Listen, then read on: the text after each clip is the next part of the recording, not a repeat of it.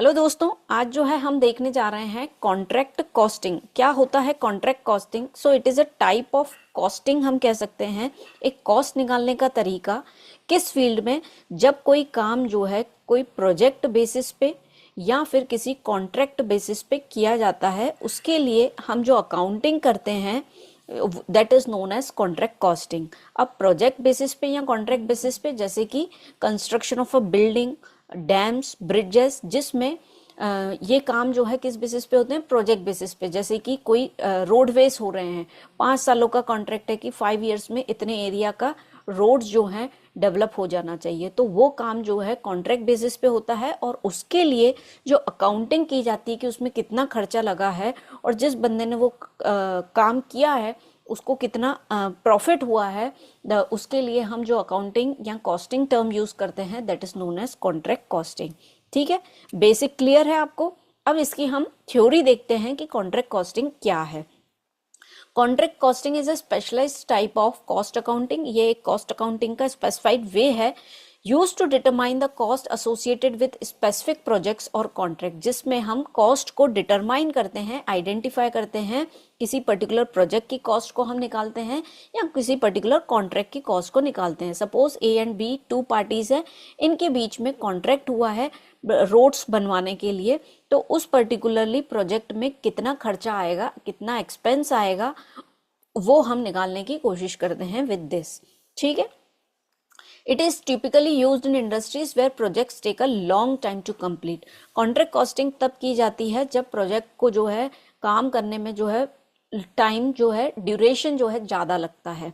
Okay, it is a long term duration to complete that project, such as construction. उसमें कौन कौन से projects हो सकते हैं? कंस्ट्रक्शन से रिलेटेड, शिप बिल्डिंग से related, engineering and large scale manufacturing.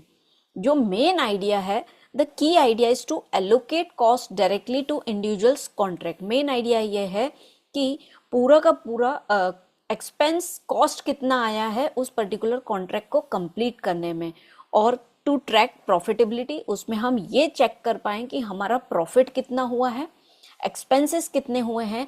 That means an overall financial performance over the life of a contract. जो भी कॉन्ट्रैक्ट हुआ है उसमें पर्टिकुलरली उस कॉन्ट्रैक्ट को, दैट मीन्स जैसे हमने अभी एग्जांपल दिया था कि रोड्स का बनना, अब उसमें पर्टिकुलरली खर्चा कितना आ रहा है, ठीक है, वो निकालना। जिस बंदे को हमने रोड्स बनाने का कॉन्ट्रैक्ट दिया है, ठेका दिया हुआ है, वो भी तो कुछ चार्ज लेगा, उसको कितना प्रॉफिट हो रहा है वो बंदा वो निकालता है। तो ओवरऑल हम फाइनेंशियल परफॉर्मेंस चेक करते हैं ड्यूरिंग पर्टिकुलरली प्रोजेक्ट में कितना पैसा इन्वॉल्व हुआ है, उसके लिए हम कॉन्ट्रैक्ट कॉस्टिंग करते हैं। ठीक है, होप आपको उसकी थ्योरी क्लियर हो गई होगी, कंसेप्ट क्लियर हो गया होगा कि कॉन्ट्रैक्ट कॉस्टिंग क्यों की जाती है। हम वन बाय वन स्टेप पढ़ेंगे, एक एक टर्म को देखेंगे, ताकि जो है जब हम इसका प्रैक्टिकल पोर्शन करें तब हमें कंसेप्चुअल क्लैरिटी हो रिगार्डिंग द टर्म्स और हम अकाउंटिंग बेहतर तरीके से कर पाएं। ओके, अब आते हैं हम कुछ टर्म्स जो कॉन्ट्रैक्ट कॉस्टिंग में यूज होते हैं, जब हम प्रैक्टिकल पोर्शन करेंगे तो तब हमारे लिए यूजफुल होंगे। तो लेट अस सी। सबसे पहले हम बात करते हैं parties involved in contract costing. Parties कौन कौन सी होती है यूजली इन कॉन्ट्रैक्ट कॉस्टिंग में? तो दोस्तों, there are mainly two parties involved in contract costing. पहली जो होती है that is known as contractor, और दूसरी जो पार्टी होती है that is known as contractee. ठीक है, अब ये क्या होता है? जैसे हमने ऊपर एग्जांपल लिया था उसी को ही हम कोरिलेट करते हैं। Suppose A and B, there are two parties. B को जो है क्या करना है, हम ले लेते हैं बी को जो है बिल्डिंग बनवाना है, किससे? ए से। अब ए को ये काम पूछा गया कि क्या आप हमारी बिल्डिंग बना देंगे, और जो भी बी की रिक्वायरमेंट्स थी वो उन्होंने ए के सामने रख दी। If A agrees to that and A इस केस में क्या हो जाएगा, he will be the contractor for that particular agreement, और बी जो है क्या कहलाएगा यहाँ पे, कॉन्ट्रैक्टी। और इन दोनों के बीच में दोस्तों जो एग्रीमेंट हुआ होगा that will be known as contract. ठीक है, हमने तीन टर्म्स देखे अभी। एक हो गया कॉन्ट्रैक्ट, जो ए और बी के बीच में एग्रीमेंट होगा that is known as contract, और जिस बंदे ने जो है कॉन्ट्रैक्ट किया है, यानी जिस बंदे को सर्विस चाहिए और उसके बिहाफ पे let us change the pen so that आप अच्छे से समझ पाएं। अब यहाँ पे बी जो है, बी को क्या चाहिए, सर्विसेज, यानी बी को जो है बिल्डिंग बनी हुई चाहिए, सर्विसेज चाहिए। तो बी जो है सर्विस रिसीव करेगा, ओके, और उसके बिहाफ पे क्या करेगा, पेमेंट करेगा। किसको पेमेंट करेगा, ए को पेमेंट करेगा, और तो बी क्या कहलाएगा, he will be known as contractee. और इसी केस में ए जो है क्या करेगा, सर्विस प्रोवाइड करेगा, बिल्डिंग बना के देगा, किसको, बी को बना के देगा। तो इस केस में ए क्या हो गया, कॉन्ट्रैक्टर, और उसके बिहाफ पे इसको क्या मिलेगा, एक अमाउंट मिलेगा। और ये अमाउंट जो है दोस्तों फिक्स्ड प्राइस भी हो सकता है और एक्सक्लेटिंग प्राइस यानी बढ़ा हुआ प्राइस भी हो सकता है, कि महंगाई के हिसाब से हम अपना प्राइस जो है 5% से बनाएंगे या इतनी कमीशन लेंगे, वो डिपेंड करेगा जो इनके बीच में एग्रीमेंट हुआ है। Is it clear? We had seen the 3 terms. सबसे पहले हमने देखा कॉन्ट्रैक्टर एंड कॉन्ट्रैक्टिंग, एंड उससे पहले हमने देखा था कॉन्ट्रैक्ट क्या होता है। ठीक है, अब यहाँ पे हम जो है उसको समराइज भी कर लेते हैं so that it should be very clear. In simple terms the contract is the agreement. Contract क्या है, एग्रीमेंट है। The contractor is one doing the work, जो काम करता है, that means one who provide the service. Service provider जो है वो कौन कहलाएगा, कॉन्ट्रैक्टर, और हमारे एग्जाम्पल में it is A. And the contractee is one who hires. Contractee जो है वो हायर करता है, दैट मीन्स ये सर्विस रिसीव करेगा फ्रॉम द कॉन्ट्रैक्टर, और हमारे एग्जाम्पल में इट इज बी। ठीक है, and benefits from the work, इसको जो है बेनिफिट मिलेगा। और थर्ड टर्म जो है that is contract, it is an agreement. ये 3 टर्म्स क्लियर हैं। अब बढ़ते हैं, कुछ और टर्म्स हैं जो हमारी अकाउंटिंग में हमें हेल्पफुल रहेंगे, उनको हम डिस्कस कर लेते हैं। Let us discuss it. तो सबसे पहले टर्म दोस्तों आप लिखिए, एक आता है term that is contract price. ठीक है, पहले हम लिख लेते हैं, हमने क्या देखा, कॉन्ट्रैक्ट देख लिया। सेकंड हमने क्या देखा, कॉन्ट्रैक्टर क्या होता है। थर्ड हमने देख लिया कॉन्ट्रैक्टी जो है वो क्या होता है। Okay, now let us see to the contract price. Contract price क्या होता है, इसको भी हम यहाँ पे समझ लेते हैं। हमारे एग्जाम्पल में जो ए एंड बी के बीच में एग्रीमेंट हुआ है, अब बी ने ए से कहा है बिल्डिंग बनाने को, तो ए उसके बिहाफ पे कुछ न कुछ चार्जेस लेगा, अमाउंट लेगा। दैट इज वो कहेगा कि मैं 5 सालों में आपकी बिल्डिंग बना लूंगा, उसके लिए आपको कॉन्ट्रैक्ट प्राइस जो है कितना लगेगा। सपोज हम इमेजिन कर लेते हैं 2 crore rupees.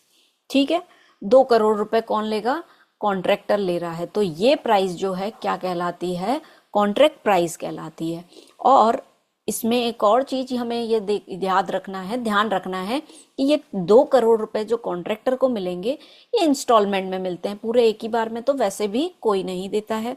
Instalment depends, question आपको इंडिकेट करेगा कि किस इंस्टॉलमेंट में या कितने इंस्टॉलमेंट में जो है अमाउंट कॉन्ट्रैक्टर को मिला है। इज इट क्लियर कि क्या होता है कॉन्ट्रैक्ट प्राइस? ठीक है, the amount which is paid to the contractor. चाहो तो आप यहाँ पे शॉर्ट में लिख सकते हैं, the amount which is paid to the contractor. किसके द्वारा दिया जाता है, बाय दी कॉन्ट्रैक्टी। कॉन्ट्रैक्टी के द्वारा दिया जाता है, किसको, कॉन्ट्रैक्टी को, फॉर द एग्रीमेंट और द कॉन्ट्रैक्ट। ठीक है, is it clear, very clear. अब आते हैं हम हमारे 5th टर्म पे, that is known as 5th term हम देख लेते हैं वर्क इन प्रोग्रेस। यस दोस्तों, अब वर्क इन प्रोग्रेस क्या होता है, suppose during the end of accounting period, साल भर, जैसे कि हमने देखा कि ये काम जो है लंबे ड्यूरेशन के लिए रहता है, सपोज 4 ईयर्स, 5 ईयर्स, 6 ईयर्स। लेकिन हम ऐसा तो नहीं है कि 4-5 सालों के बाद अपना हिसाब किताब करेंगे। हर अकाउंटिंग ईयर के एंड में हम अपना हिसाब किताब करते हैं कि पूरा कितना खर्चा आया है और कॉन्ट्रैक्टिंग ने हमें कितना अमाउंट दिया हुआ है। तो वर्क इन प्रोग्रेस का मतलब ये हुआ है कि eight the end of the year जो है आपका कितना काम जो है अभी भी प्रोसेस में है, कितना काम और बचा है, that is known as work in progress. ठीक है, कि इतना काम अभी भी हमारा बचा हुआ है। ठीक है, अब इसके अंडर जो है दोस्तों दो टर्म्स आते हैं, जो कि सबसे पहले लिखिए आप, work certified and work uncertified. जैसे कि हमने अभी बात किया कि काम जो है कितना चल रहा है, वर्क इन प्रोग्रेस, इसको कंप्लीट कर दे। At the end of the year how much work is completed, कितना काम जो है हो गया है, इससे हमें ये पता पड़ेगा कि बाकी का काम जो है इतना बचा हुआ है, that is known as work in progress. अब सपोज एग्जाम्पल की मदद से समझते हैं अगेन हमारे ए एंड बी। अब हमें ये पता है कि ए कौन है, यहाँ पे कॉन्ट्रैक्टर है, और बी कौन है, यहाँ पे कॉन्ट्रैक्टी है। ए कौन है, कॉन्ट्रैक्टर है, और बी कौन है, कॉन्ट्रैक्टी है। अब इन दोनों के बीच में एग्रीमेंट हुआ था। अब बी जो है यहाँ पे ए से पूछता है कि कितना काम हो गया है, तो ए जो है क्या बोलता है, आपका 60% ऑफ द वर्क जो है कंप्लीट हो गया है, 40% बचा है, यानी वर्क इन प्रोग्रेस कितना है आपका 60% है। Is it okay? अब ये हो गया आपका वर्क इन प्रोग्रेस। अब हम बात कर रहे हैं इन दो टर्म्स की कि work uncertified and work certified जो है वो क्या होते हैं। So let us see work certified and work uncertified जो है वो क्या होते हैं। सपोज अब यहाँ पे बी ने फिर से एक सवाल पूछा ए से कि काम कितना हो गया है। ए ने सजेस्ट किया है कि काम जो है 60% हो गया है।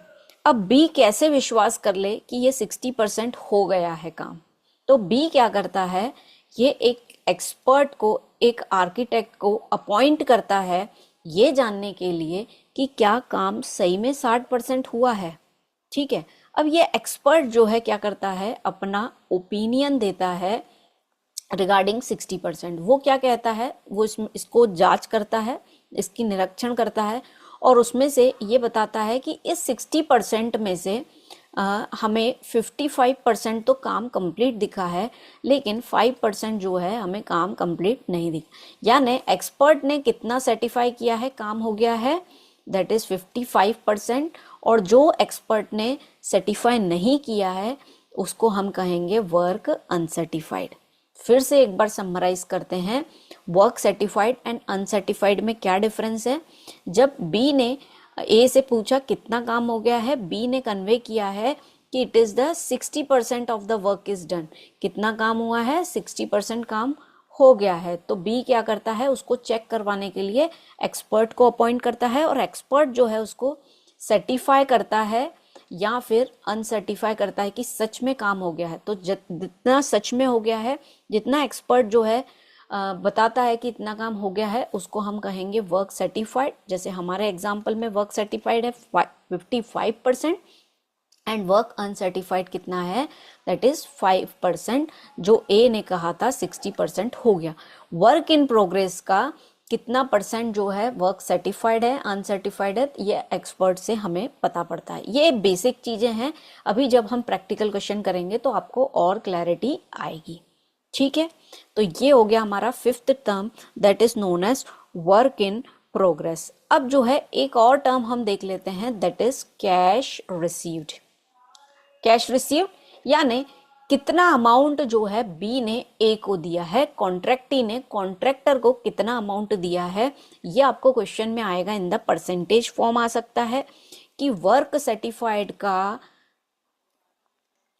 सपोज है ना, वर्क सर्टिफाइड का, इसको लिख लेते हैं हम अच्छे से, सर्टिफाइड का सपोज 20% जो है कॉन्ट्रैक्टी ने पेमेंट दिया है, तो आपको कैश रिसीव्ड का अमाउंट वहां से निकल जाएगा। ठीक है, कभी कभी इसका उल्टा दे देते हैं, कैश रिसीव्ड वर्क सर्टिफाइड का 20% ना बोलकर क्या बोलेंगे, कैश रिटेंशन, यानी जितना काम नहीं हुआ है उसका परसेंटेज दे दिया जाता है, तो वो हम प्रैक्टिकल देखेंगे। अभी आपको देखना है कैश रिसीव्ड क्या होता है, आपको किस तरीके कितना कैश जो है कॉन्ट्रैक्टी ने यानी बी ने जो है ए को दिया है। तो आपको एग्जाम्पल वे में हमने डिस्कस किया कैसे दे सकते हैं वो, कि वर्क सर्टिफाइड का 20% दे दिया गया है, वर्क सर्टिफाइड का 40% दे दिया गया है, that will be the cash received column में वो आ जाएगा। ओके, सो दोस्तों यहाँ पे हमने ये टर्म्स जो है डिस्कस किए हैं टुडे, दैट इज कॉन्ट्रैक्ट क्या होता है, कॉन्ट्रैक्टर कौन होता है, कॉन्ट्रैक्टी क्या है, कॉन्ट्रैक्ट प्राइस क्या होता है, देन वर्क इन प्रोग्रेस, उसमें भी वर्क सर्टिफाइड एंड अनसर्टिफाइड, यानी एक्चुअली वर्क इन प्रोग्रेस जितना है उसमें से वर्क सर्टिफाई कितना हुआ है by an expert and work uncertified कितना है, then we had seen cash received. अब इतना यदि क्लियर है तो अब हम देख लेते हैं कि कॉन्ट्रैक्ट अकाउंट जो है कैसे बनाया जाता है, यानी फॉर्मेट ऑफ कॉन्ट्रैक्ट कॉस्टिंग या कॉन्ट्रैक्ट अकाउंट जो है हम देख लेते हैं।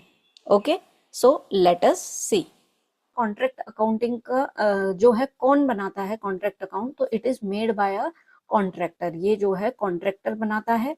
व्हाट इज द पर्पस, इसमें कॉन्ट्रैक्टर जो है एक्सपेंसेस को रिकॉर्ड करता है, जो भी इनकम्स आती हैं या जो भी सेल होता है वो जो है क्रेडिट साइड उसको रिकॉर्ड करता है, और यूजली एट द एंड वो प्रॉफिट निकालता है कि उसको इस पर्टिकुलर कॉन्ट्रैक्ट से कितना फायदा हुआ है या नुकसान हुआ है, तो प्रॉफिट या लॉस कैलकुलेट करता है ड्यूरिंग द कॉन्ट्रैक्ट, उसके लिए जो है कॉन्ट्रैक्ट कॉस्टिंग या कॉन्ट्रैक्ट अकाउंट बनाया जाता है। सो let us discuss the format, discuss कर लेते हैं, आप भी लिखिए क्योंकि this is the important, usually contract costing में जो है कॉन्ट्रैक्ट अकाउंट तो बनाने के लिए आएगा ही, this is the basic thing. So let us start.